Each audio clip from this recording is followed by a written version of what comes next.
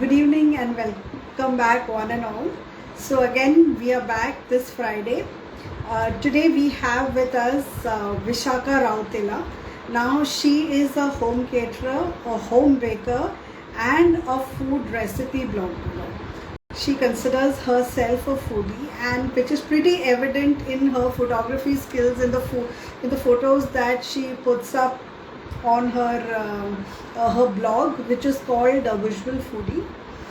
She also runs a Facebook group called Foodie Central. She organizes a bakers retreat annually, and this retreat is focused on sharing knowledge and the various trends in the baking industry. So she's been in this industry for about 5 years or more.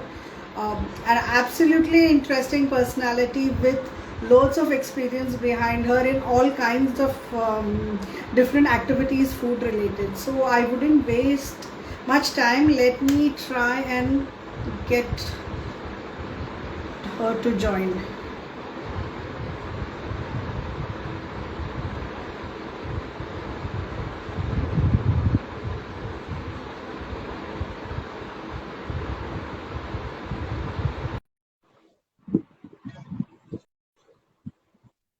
I just sent her an invite, and I think we can expect her anytime now. Hi, Vishakha. Hi, Libby. Welcome Am I audible? to Sweet Connect. Am I audible to you? Yeah, you are. Am I audible? Yeah, very much. Okay. So welcome here. Thank you. So, like I told you earlier, every Friday we talk to different bakers. We try to understand their experiences, their roadmap, basically where they were, how they reached, and where they have reached now. So similarly, Okay. I would like to understand all these things from you. Can you just tell us something about yourself? I think you've already introduced me, but I'm Vishaka. I just moved from Mumbai to Hyderabad. I'm a Mumbai girl, born and brought up there. And I worked in events for a little bit, for about 5 years, and then I quit to have babies. And I was living a nice, pleasant life as a housewife and a mom. And then one day I just started, experimenting in cooking, and I got good appreciation for it. I always wanted to bake, but even in college, I wanted to join, one of those catering colleges, SNDT or something like that. But Okay. I don't know, I was just scared of baking. Then one day, a friend handheld me literally over the phone, not physically, but guided me how to make my first cake, and then there was no looking back. So I do both. I cater food as well as I do cakes. So it's been, I think, 5 long years now, and I'm loving it. Okay. So, Can I I just mean, say you hello to told, my friends who've joined in? yes, Hi, of course, Ashwini. please. Hi, Sahana. Hi, Shilpa. Thank you. Hi, Kaustubh. Thank you for joining in. Sahana says she can't hear. I'm not sure. Sana, can you hear me now? I don't know if she's online. Okay. Maybe tell me. Yeah, when I mean, baking and home catering, they're actually, from what I understand, two different things altogether. Baking is kind of a precise science. It's almost, all the chemical balances that are required to make a Absolutely. tasty cake. And food is more of a passion. You can add something, you can remove something, and Uh, Yeah. so how do you kind of balance both of them? So when I started, I was known for my food. As in, Okay. I think till maybe about 6, 7 years ago, I barely cooked. I had somebody coming and cooking for me, or I just dabble in one-off dishes. And then once I started cooking, and I realized that I also have a passion for taking food pictures. So it kind of blended together. Then someone pushed me to start blogging. So my focus was on cooking. Um, And I think I've got my mom's hand. So, my food kind of, I figured out how to get the right taste, and I do a lot of variety, not just, Okay. Indian, I do international. There's a lot of variety that I keep trying.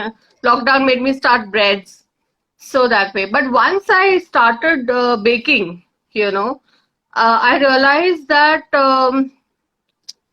suddenly I'm known as a baker than a food, a home chef. So baking is extremely therapeutic, as you would say. Like I enjoy both, but when I just need to be at peace is when I bake. And Okay.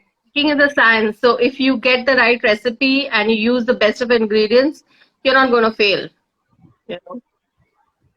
So how do you balance being both as a baker and as as a home chef? So no, how do you manage your day, then your children, then your husband, your family, your house? I mean, Yeah. there's so, So I mean, I've your always list is been a so long. I was multitasker. reading it. Yeah. I was wondering, how do you find time to do anything, and then not to add food blogging, your Facebook page? Wow. Yeah. So the thing is, as I said, for a very long time, I was doing absolutely nothing except, taking care of the house and the kids and all of that. And then I started feeling lost, you know, like felt like I didn't have my identity.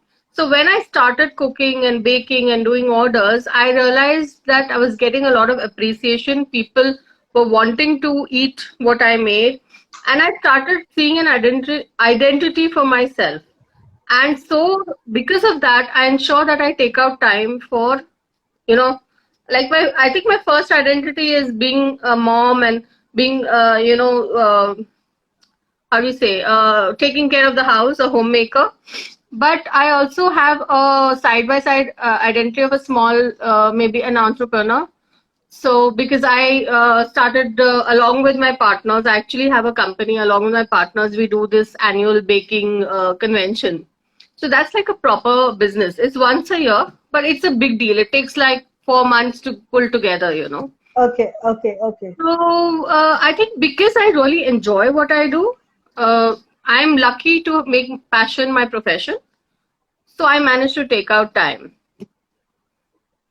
Okay, actually, I want to get into more details about this annual retreat that you were talking about. But before we get into that, I just want to understand your journey. So, in the sense that you decided, I mean, you obviously cooked well, and somebody pushed you to, get into the catering business per se. So, how did you kind of get your first order, and how did you move on from there? I mean, how So did it become a business?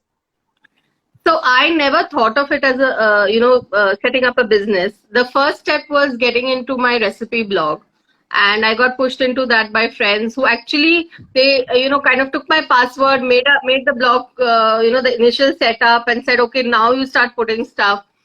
So that was like the first push that I got. The second push was I have a school friend who lived very close to me, and she keep telling me, I want you to cater for like a party of five. I'm like, I've never done it. I don't know how to price. I don't know quantities. I'm just managing for the house or for my food blog. And she's like, no, you do it, and charge me for it. So I didn't even know how to do costing at that time. So I just Googled what is the closest restaurant prices. And I kind of just like a ballpark figure, and she gave me the order, and it started from there. Then another friend gave me a baking order for cupcakes, so slowly Okay, it okay. started from there. So how do you publicize your products, or now probably people come in with the word of mouth because you are a Correct. known name. Otherwise, when you started off, how did people know? Okay, your friends and relatives ordered from you, but you must have done something to kind of promote your products, or So so. initially, I think I was never aggressive in marketing. I was Okay, always like, oh, people will know about me and come to me. And okay, it's all word of mouth. I would just occasionally put up WhatsApp status or something on Instagram or on Facebook. My orders mostly come from there. I think in the past, I think since the lockdown, actually, I have gotten aggressive in marketing, as in I ensure that I share my product with as many social media platforms as I can, whatever groups Okay. I'm part of. And that has helped me immensely. I think my business has grown a lot since the lockdown because, of course, people want to, eat homemade food or homemade cakes. Everyone was scared to go out, so it kind of picked up from there. And now I'm pretty aggressive, though I still, I think it's the wrong thing to say, but I still cringe. Like, am I too in your face? Am I putting too many, posters out or too many ads Correct, correct. out? But, my friends always told me that they need to, you know, people need to know you. They're going to forget you if you just sit back and wait. So you need to Correct. put your product out, and that's the only way it works. And social media is like the best way to publicize. Just ensure you're always there. Yeah, you have to be consistent on social media. From what I understand and from what I've spoken to the other bakers, consistency is the name of the game. Consistently, you need to put Yeah, up and your there products. are so many bakers that are constantly coming up, especially during the lockdown. A lot of people have learned baking and Yes. are getting the business. So very soon, you will be forgotten if you do not, keep yourself in the face of the public. Like, people should know what you're doing. Otherwise, there are so many new people to take over. And of course, you have your own niche market, but there's only so many times that somebody would need a cake in the year. So you Correct, definitely correct. need to keep it going. You have reinvented yourself in so many ways, like you're saying about your blog, the food that you cook. So you are kind of you're providing for all needs of a person, whether it is a celebrity cake or the regular food that somebody wants to eat. So I mean, reinventing yourself is definitely a good Yeah, idea. and it's And definitely changed me as a person, just being more productive, loving what I'm doing. So, I guess that is the crux of all of us, the reason to get up in the morning. yeah, If absolutely. if we feel positive about ourselves, that getting up in the morning becomes much easier than it normally is. Yeah, that's true. So, what about the photography that you are into? How does that work? I've never done anything professionally. I don't even use a camera. And what happened was, when I started doing for the blog, I started just before the blog, I started, Googling images of the dish I'm making. And then Okay. I see how they do the entire layout. Then I try to emulate that. So I realized I really enjoy, and people like, now when they see a picture, they know it's mine. At least people who have seen my pictures often. Correct. Then it would work the other way around. I would like, think that I want to make this picture. And so I'd make the dish to match the picture. So it worked both ways, and I have done a few demos on, styling, food styling, and how to, take a good. Because whatever said and done, even however good your product is, if it's not visually appealing, because that's the first, Feeling. thing that people see, it's not going to, attract anybody. Yeah, like जो दिखता है वही बिकता है. Is the Unfortunately, that's true. Okay, so in photography, I have a friend who is also into this food photography, but the props and things like that, does that become expensive? You have to, is there an initial investment or Yeah, things like that is I'm a involved? hoarder, a prop hoarder, and a crockery hoarder, and my friends know that. So, they always say that once you're out of the house, you're going to come and steal stuff, or like a will or something like that. And so I love, because I feel props enhance, a photograph, but it should not be too busy. Like, there shouldn't be too many things. So I have, like, one plate of different sizes, different colors. So it works everywhere. I have little small knickknacks that you can put around. So I have this big cupboard. Before, it used to be under my bed in Bombay. Now I've actually got a cupboard to put everything in that. So it depends. When I see a dish, what colors go with it, what can I enhance, what crockery, cutlery. So yeah, I'm a hoarder. So I have a lot of stuff. But I'm sure you also got an eye for, for the design or for what would appeal to people, because people might have beautiful props, but if you don't know how to place it to look appealing enough, even the best of props would, kind of fall flat. Hello?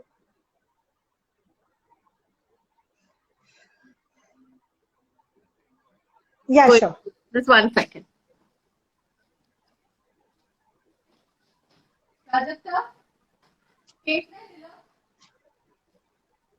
We'll just wait for Vishakha to join us. And she's giving us some lovely insights into her day-to-day life and how she keeps herself busy. Yeah, sorry. Actually, I had a cake going out, and the client was calling me. No problem. So when you started baking also, did you have to make a major investment into it, or did you start off like a lot of people I know with one oven, the kitchen and So I'm things kind like of, that? when I did my kitchen up, I actually got a really big professional built-in oven, and I wasn't baking at that point. But I think at some point I knew that I eventually want to learn to bake. So before I even learned to bake, I actually got my setup and all done. And the oven was just lying Okay, okay, without use for, I think, a year or two till I started. Now I actually taken that built-in oven and got it to Hyderabad. So okay, yeah, that's my best friend. Yeah. So there is investments because there are like baking stuff is not cheap, and if you are into the business, it's very difficult to kind of like when you go to a baking shop, you go berserk, and everything you buy, you'll end up with big bills and keeping them, ensuring that they are within the date. And so it's not what do you say, cheap, but any person can start baking with like a basic oven, basic utensils, mixer, hand mixer. So I think 25,000 is enough for the initial investment, but as you go, of course, there okay. are other things that you look at.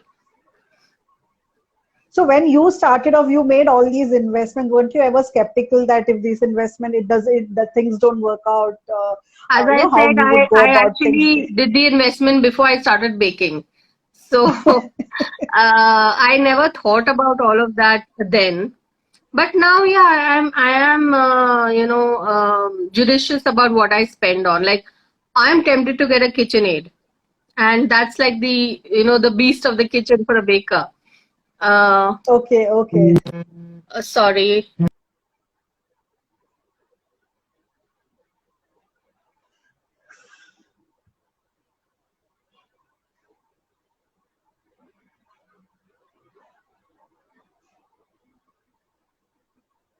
We have a lot of fans for her. Sahana says she ensures she uses premium products and promotes to her friends too. I'm sure she would love to hear that. I hope she's able to read it. Your Hi. friends are giving compliments. Oh, yeah, they're my biggest, as you would say, cheerleader and supporter. There's so many times that they have egged me on to do stuff that I wasn't sure I could handle. And they were like, "No, you do it." And many times they've actually come home and helped me when I'm doing large orders. So That's really sweet of them, yeah. yeah. So, what next for Vishaka? Where do you see yourself? What is Uh, the next step that you want to do? this question is very difficult for me to answer. I'm not very, as I would say, ambitious. But yeah, I want to, because it's a new city for me now. So I want to create Correct. niche where, when people think of certain products or quality products, they think of me. Of certain styles, they think of me. Like, that's the first thought in their head. And I just want to do good work, and keep myself a little busy, not very busy. As I said, I'm not too ambitious, Okay. but I'm very particular about my pricing. So I know that even if I do little work, I am well paid. I'm not looking at doing large scale orders and then trying to make money on. Correct. So I have time for my family, I have time for myself, I have time for my work, and I'm getting adequate money. I mean, I value myself. Correct. So, when you move from Bombay to Hyderabad, two different markets, so is there a difference in the two markets, in the psyche, in your um, customers, in I think in Hyderabad, people have a very good spending power, and I really haven't okay, faced anybody trying to, ask for a discount, or either they will take it or they won't take it. They won't bargain. But in Bombay, oh, because okay, but it's the, different. Oh, sorry. I thought it would be the other way around. No, I no. thought it would be the Hyderabad, other way around. Hyderabad is very different. They love to go out. They love to eat. They love to try. They have no issue spending as long as they know they're getting a good product. Um, and in Bombay, I think there's just too many options, and people Yeah, cut ridiculously just to get business.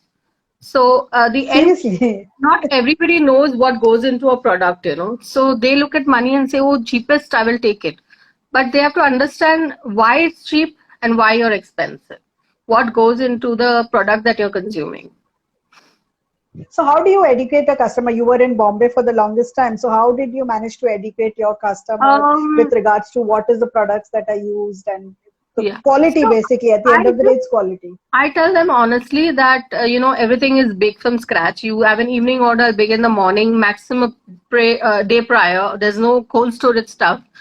Everything that I use is should be fit to consume in my house. So you will get the best quality chocolate, the best butter, the sugars, everything has to be a good quality product. And many a times I have been told that, your price is too high. Why don't you cut down on, like, why do you want to use Kuvacha chocolates? Why don't you use compound? I can cut down my price, but I don't want to do that because I want to be known as the baker who uses high quality products and gives you good value for. I mean, like you're getting what you're paying for. You know, Correct. So basically, it's your passion, and you don't want to compromise on your passion. The best absolutely. you would give the best for your passion. Talking You know, about your I passions and other, yeah. yeah, go Sorry, ahead. I was saying I understand there's a lot of bakers who are doing bulk, orders, or they're cutting down price. Each one has their own requirement and why they do it. As I said, that I do it for my passion, and I'm not dependent financially on my income, but Correct. it's good Correct. to have some saving. So that's why I'm doing it. And there are definitely a lot of people who run their house and they need to operate differently. So for to each their own. Yeah, everybody has their own motivations to run a business. A business is business, and I mean there is a market for all kind of businesses. From Absolutely. a compound chocolate to a coveted chocolate. I'm Absolutely. sure. You have to find your client. That's it. Correct. Getting the client is the crux. And I think you managed it wonderfully. So yeah, I was talking about the various hats you wear, and one of them is this retreat that you do Yeah. every year. Can you tell us something about what is it about? So And it started off as a concept by a friend who just wanted to, the similar community people, like from the baking community, we just hang out and have a holiday. It started with that concept. And then we kept talking about it. And we said, if you're together, then why don't we do something that, is like a knowledge sharing thing, or we get some experts. So it built up from there. And then we started something called the Bakers Convention. So okay, we have had three till now. Then oh, the okay, lockdown happened. So we're like me and my two partners. We handle the bakers convention, and we have a team. They're all bakers, and so what we do is we have a ticket. So you have to pay to come. It's a residential convention of like 3 days, and oh, okay, yeah, and we get like over 100 bakers coming in oh, wow, all over India. We've had international also. and we call about 10, 12 experts in the field. Like if you talk about flowers, who's the expert? If you talk about French baking in India, I'm talking about Indian Okay, expert. okay, okay. Who's, if we talk about bread, who's the expert? Who's like the name that comes to mind when you think of that product? And they come and Correct. they teach, they do demos, free demos, which are part of your package. Then they also do small workshops, like a hands-on Okay. master class, or so what happens is when you have your, your daily conventions as such or exhibitions, people just come and go. But Okay, okay. when you do a residential, you actually get to meet others, you get to talk to them, you get to understand their market, your market. You, all these experts that we call, people idolize them. So you get to spend 3 days with them. Imagine with your Correct. idol, you get to, have lunch, have breakfast, talk to them. They're sharing their knowledge about certain things. So it's a very close personal thing. So that takes quite a while to set up. If I'm finding the right hotel, like we've done it in Pune, in Bangalore, in Jaipur. So it's a premium event. So you're staying in a five Okay. star. The package is also that much. The experts are flown down from different cities, and it's Okay, quite okay. a unique experience in India. You know. So unfortunately, this is the second year that we're not able to do it because of COVID. And we're COVID, yeah. hoping, touch wood, we do it next year. And since I'm in Okay. Hyderabad, I want to get everybody to Hyderabad. So let's see how it works. Yes, so sounds like an exclusive event and sounds really nice. You actually get to network with so many bakers, the kind Absolutely. of And knowledge learn sharing so that would much, happen with learn a lot, friends. you know. Yeah. And So a we lot of new bakers also come in for these events, Yes, or is the yes. It's established people? open to everyone. So the way we Okay. have our workshops also, even a new baker can, even if they don't know the skills, they can actually watch and understand like baking has different segments. So there's baking, there's cake decorating, then there's maybe flowers, there's maybe something else. So sometimes a baker realizes that this is my signature, this is my niche. And Correct. that's what we open up to them, say showing them what all techniques and what all varieties are available. And then they, then they can choose and go in that direction. There's so many people I know who never touched sugar flour making. But after attending the Okay. convention, they're like focused on that. So now they getting to be known as sugar flour experts, for example. Superb. That sounds very novel and very Yeah. nice. I mean, kudos to the three of you, who Thank you. are, Yeah. actually coming up with such an idea itself is awesome. Yeah, so I said it started as a holiday and then it went on to something else, and now it's like a proper professional residential convention. So we actually Okay. set up a business, a registered company to conduct this. Good. I genuinely hope you guys are able to, conduct it next year. Yeah, I And hope I'm so. sure the bakers are also, waiting to. Yeah, every year around this time we have the convention. So then, we'll get memories. Then people will message, when are you having it? So they're looking forward. Everyone wants a break also. So there's fun. There are after parties, so there's time to relax as well.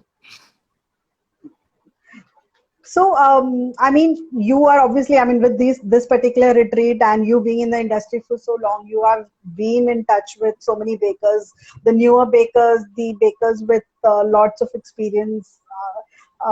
What would you have to say in terms of, I mean, a lot of bakers come up with certifications, they do proper formal courses. Some come up just by looking at YouTube, those kind of things. What is your take on it? Is it necessary, not necessary, manageable? Um, I think it completely depends. You need a certificate, if you're working in a professional setup, like in a hotel or something where you need your certificate.